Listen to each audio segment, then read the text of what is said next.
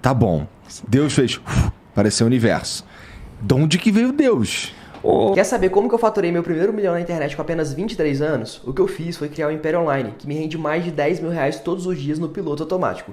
Graças a isso, eu consigo viajar literalmente o mundo todo, trabalhando apenas algumas horas por dia. Não foi fácil, mas o caminho que eu segui pode ser copiado. Clique no botão aqui embaixo e assista o vídeo que eu preparei pra você, onde eu mostro com detalhes a estratégia que eu uso pra vender todos os dias há mais de 10 anos. Clica e depois só me agradece.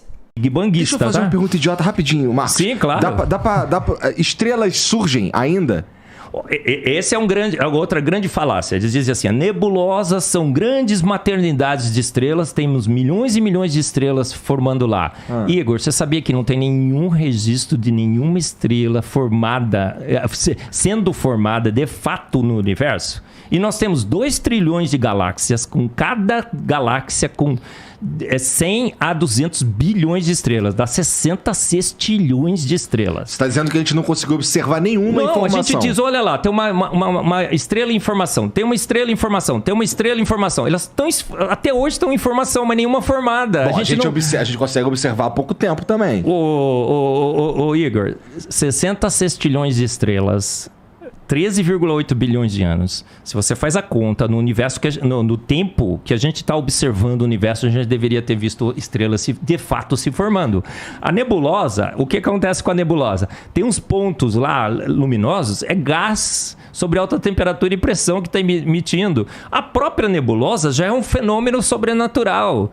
Se uma nebulosa, de repente, há um colapso de gás lá e formar uma estrela, tudo bem, mas quem formou a nebulosa? Quem pegou uma nuvem gasosa em expansão controlada e contraiu? Você consegue contrair gás? Eu vou fazer um experimento aqui, pega o gás assim, não, não vai contrair o gás, eu vou sair. Gente, deixa ele contrair, melhor do que ele liberar. Ô Igor, eu sou químico. A gente estuda em físico-química a dinâmica de partículas. A gente sabe que gás em expansão controlada devia continuar em expansão controlada forever and ever, não é? Eternamente. Não faz sentido uma nuvem gasosa em expansão, não tem mecanismo para contrair essa nuvem em estrelas. As nebulosas também são um grande mistério. Como é que uma nebulosa se formou?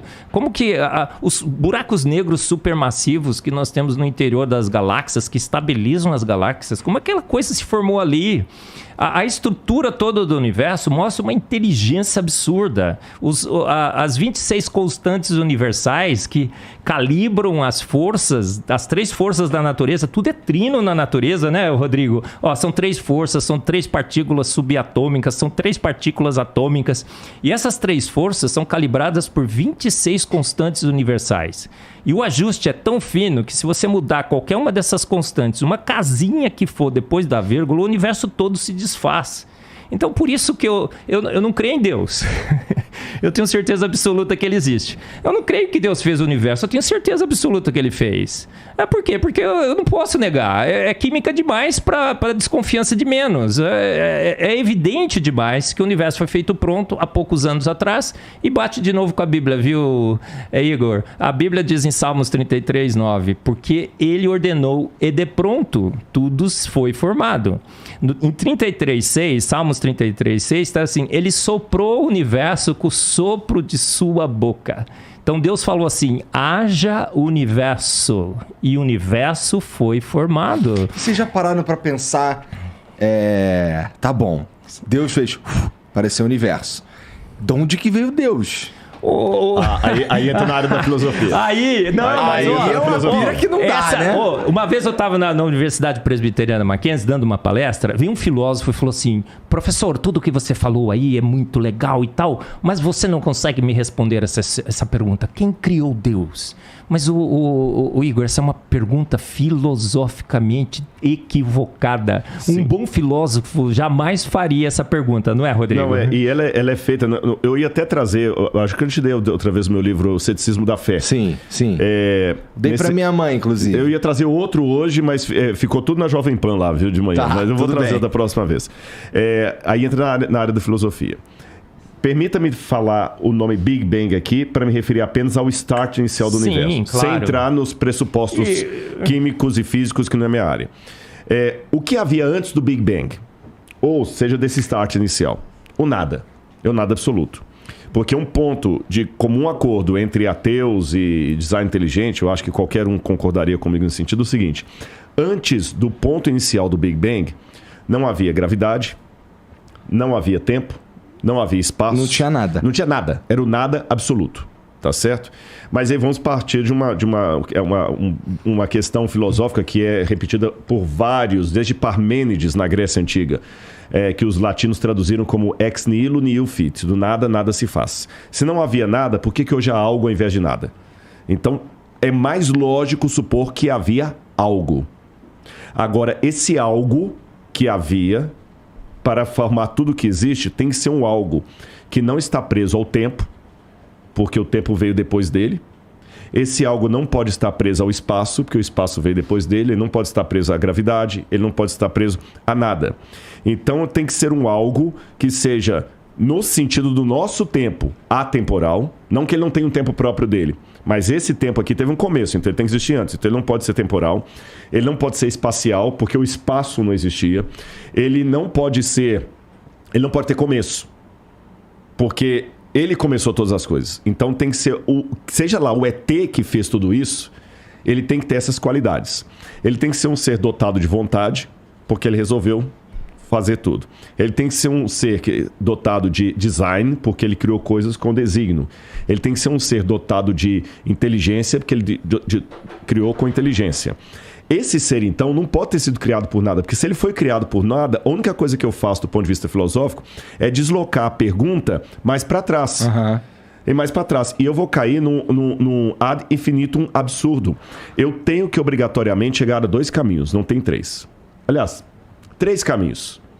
Ou eu acredito que a matéria e tudo que existe veio do nada, e me perdoe. Aí vem o meu limite. Isso não é científico. Porque, mas é provado. Não, então vamos falar de método científico agora. Eu vou até pedir licença para entrar na sua área. Eu li muito, desde os primórdios do método científico lá com Francis Bacon, depois as leis de Stuart Mill. O método científico ele tem que ser replicável, ele tem que ser observável, ele tem que ser visto em laboratório, ele tem que ser falseável. Por exemplo, até desse exemplo hoje de manhã. Como é que eu posso provar para você que gasolina de carro não funciona para avião? É simples, é falseável. Você pega a gasolina do carro e colocar lá. Agora, não é falseável dizer para você que Santos Dumont estava sem cueca quando ele se suicidou. Não tem como voltar lá e verificar isso. Tá certo? Então, dizer que que tudo pode surgir do nada, sem um agente que provoque isso não é nem falseável, nem científico, nem laboratorial, nem filosófico. Mas nem os caras que pensam no Big Bang como o início de tudo, eu já os vi falando que eles não fazem ideia do que causou o Big Bang. Exatamente, mas só quando eles falam assim, existe uma diferença. Quando a frase, olha as 2 frases. Não faço ideia do que causou o Big Bang. Um agnóstico pode falar isso. Beleza. Você está sendo honesto. Não faço ideia. Mas só dele falar não faço ideia do que causou, ele já está admitindo que houve que um causador. Algo causou. E pelo menos ele está admitindo que algo causou. Ele não faz ideia de quem que é. Se é um ET, se é o ET de Varginha, se é o Bilu, se é o Deus da Bíblia. Mas ele admite que algo causou. O problema é o outro, puro, que fala o seguinte: nada causou. O Big Bang aconteceu do nada. Então ele não está sendo, com todo respeito, ele não está sendo científico, porque ele não tem como me provar que coisas surgem de não coisas. Estou falando filosoficamente falando. Por que eu não tenho medo de aparecer um tigre aqui agora e sair devorando todo mundo? Porque não tem como surgir um tigre do nada. Exatamente. Se um tigre não pode surgir do nada, por que toda essa estrutura que a gente viu pode surgir do nada? Então eu sou obrigado a trabalhar com uma causa primeira. E essa causa primeira, para ser, do ponto de vista filosófico, uma causa que justifica o surgimento de tudo, aí eu estou usando aqui Aristóteles, isso é Aristóteles, essa causa tem que ter essas características, ela não pode ser presa ao tempo, ao espaço e tudo mais.